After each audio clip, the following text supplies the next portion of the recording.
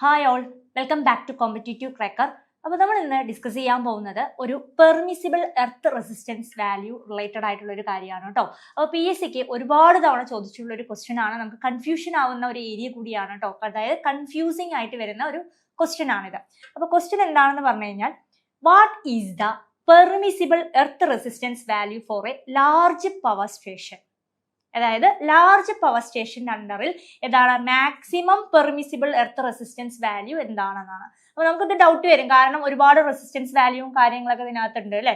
നോക്കിയാൽ option A 1 ohm, option B 2 ohm, option C 5 ohm, option D 8 ohm. ഇങ്ങനെ ഓരോ ഓമുകൾ അല്ലെ റെസിസ്റ്റൻസ് വാല്യൂ വേരി ചെയ്തുകൊണ്ടേ ഇരിക്കുന്നുണ്ട്. അപ്പോൾ നമ്മളോട് ഇതേ ക്വസ്റ്റ്യൻ തന്നെ അതായത് ഒരു സ്മാൾ സബ്സ്റ്റേഷനിൽ എങ്ങനെയായിരിക്കും എന്ന രീതിയിൽ ചോദിച്ചു കഴിഞ്ഞാൽ നമുക്ക് ഡൗട്ട് വരും. അതുപോലെ തന്നെ ഒരു മേജർ സബ്സ്റ്റേഷന്റെ അണ്ടറിൽ എങ്ങനെയാണ് ഈ ഒരു പെർമിസിബിൾ എർത്ത് റെസിസ്റ്റൻസ് വാല്യൂ. അപ്പോൾ നമ്മൾ എന്ത് ചെയ്യണം, ഒരുപാട് വാല്യൂസ് നമ്മൾ അറിഞ്ഞിരിക്കണം അല്ലെ. നമുക്ക് ഓട്ടോമാറ്റിക്കലായിട്ട് എന്ത് വരും, ഇവിടെ നിന്ന് ഒരു കൺഫ്യൂഷൻ ആയിട്ട് വരും ഏത് റെസിസ്റ്റൻസ് വാല്യൂ ആണ് എന്നുള്ളത്. അപ്പോൾ ഇതിനകത്ത് ചോദിച്ചിട്ടുള്ളത് maximum permissible earth resistance value for a large power station ആണ്. നോട്ട് ചെയ്യേണ്ട പോയിന്റ് എന്താണെന്ന് പറഞ്ഞു കഴിഞ്ഞാൽ ലാർജ് പവർ സ്റ്റേഷൻ ആണ്.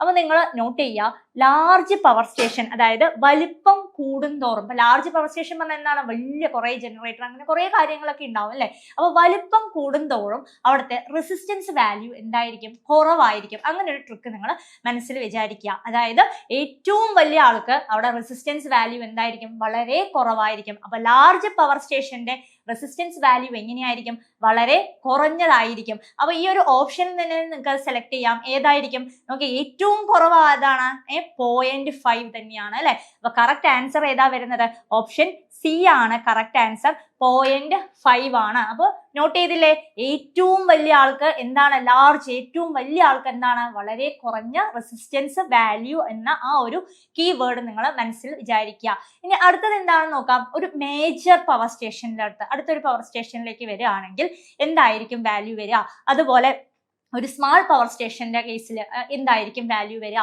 ഡൊമസ്റ്റിക് പവർ അപ്ലയൻസസ് ആ ഒരു ഡൊമസ്റ്റിക് റിലേറ്റഡ് ആയിട്ട് വരുന്നതിൽ എന്തായിരിക്കും ഒരു എന്താണ് പെർമിസിബിൾ എർത്ത് റെസിസ്റ്റൻസ് വാല്യൂ വരിക എന്ന് ചോദിച്ചു കഴിഞ്ഞു കഴിഞ്ഞാൽ നമുക്ക് നോട്ട് ചെയ്യാം.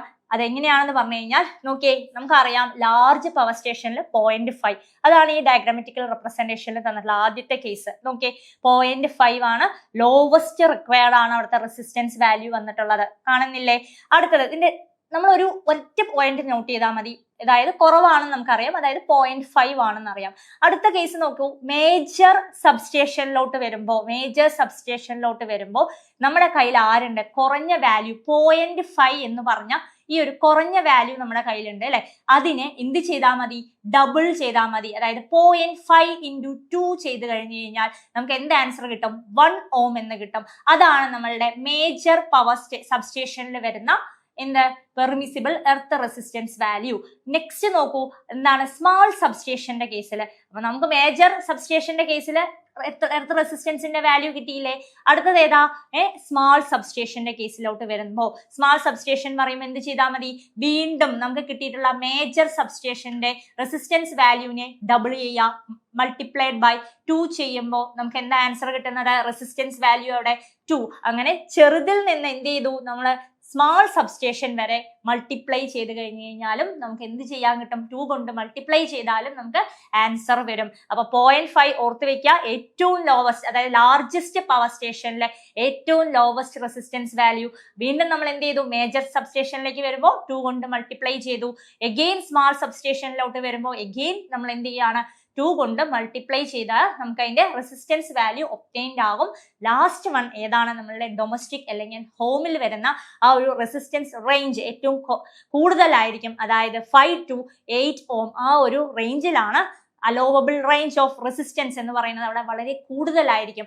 അപ്പോൾ നമ്മൾ എന്താണ് പഠിച്ചത്, വലുതാവുമ്പോൾ റെസിസ്റ്റൻസ് കുറവായിരിക്കും, ചെറുതാവുമ്പോൾ റെസിസ്റ്റൻസ് വാല്യൂ വലുതാകും എന്നുള്ള ഒരു കോൺസെപ്റ്റോട് കൂടി നമുക്ക് ഈ ഒരു ക്വസ്റ്റ്യൻ മനസ്സിലായി കാണുമെന്ന് വിചാരിക്കുന്നു. ഇതുപോലുള്ള കൂടുതൽ ഇൻഫോർമേറ്റീവ് വീഡിയോസിനായി ചാനൽ സബ്സ്ക്രൈബ് ചെയ്യാം, ഷെയർ ചെയ്യാം. കൂടുതൽ ഡീറ്റെയിൽസിനായിട്ട് താഴെ കാണുന്ന നമ്പറിൽ കോൺടാക്ട് ചെയ്യാം. KSEB വർക്കറിന്റെ പുതിയ ബാച്ച് നമ്മുടെ CCയിൽ സ്റ്റാർട്ട് ചെയ്തിട്ടുണ്ട്.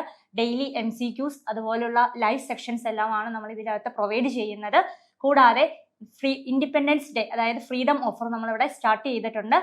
അപ് ടു 15th വരെയാണ് ഈ ഓഫർ അവൈലബിൾ ആയിട്ടുള്ളത്. Okay, thank you.